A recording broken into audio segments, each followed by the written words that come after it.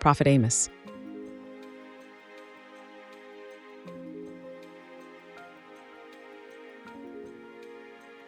Of the prophets Amos, Micah, Hosea, and Isaiah, who were prophesying during the 8th century BCE, the book of Amos was the oldest written.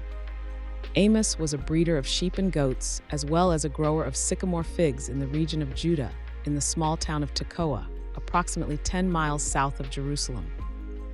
Amos made it very clear that he was not part of the religious establishment and did not have a priestly background. He was just an ordinary man whom God called to go to Bethel in Israel to take a message to the people and leaders of the northern kingdom.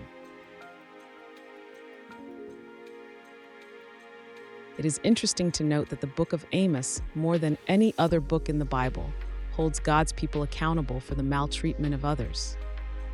His connection to the simple way of life made it easy for him to prophesy because he showed his heart for the oppressed and those with no voice in the northern kingdom.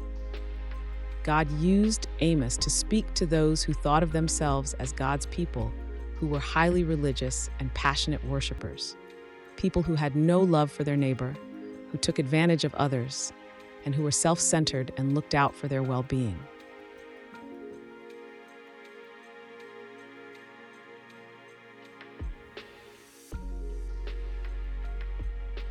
Amos began speaking to the people of Bethel about the sins of Damascus, Tyre, Gaza, Edom, Ammon, and Moab.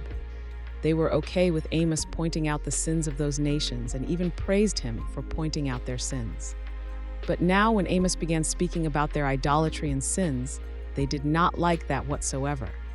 However, he continued to point out their failure to incorporate God's idea of justice into their lives.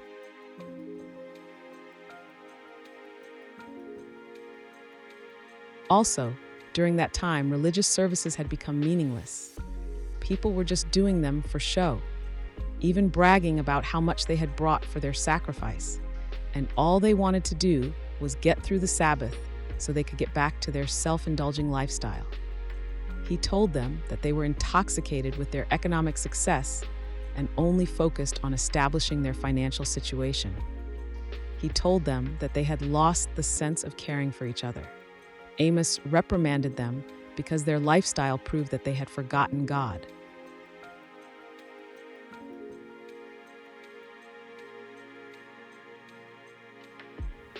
After Amos had completed what God had called him to do in Bethel, he returned to his farm in Judah. Fast forward to today, what are you seeing in your life as to what was happening then? Have we lost sight of how God wants us to treat people fairly? Have we become a Sunday go-to meeting person? Are we more interested in our agenda? Have we gotten so busy that we don't make our time with God first in our lives?